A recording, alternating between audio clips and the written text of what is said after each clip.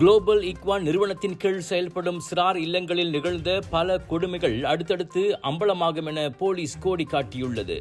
அங்குள்ள சிறார்களும் 13 வயதினரும் அனுபவித்த சித்திரவதைகள் குறித்த வீடியோ ஆதாரங்களை தற்போது போலீஸ் ஆராய்ந்து வருவதாக தேசிய போலீஸ் படை தலைவர் தான் ஸ்ரீ ரசாருடின் ஹுசேன் தெரிவித்தார்.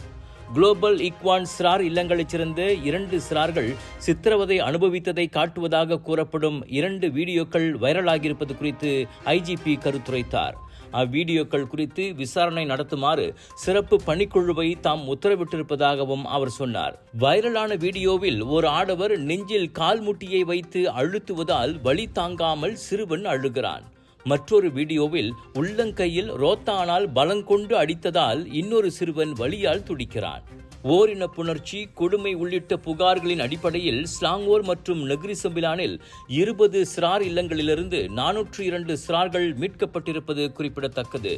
புகார்தாரர், சாட்சிகள், பாதிக்கப்பட்டவர்கள், சந்தேக நபர்கள் என இதுவரை 483 பேரிடமிருந்து போலீஸ் வாக்குமூலம் பெற்றிருப்பதும் குறிப்பிடத்தக்கது.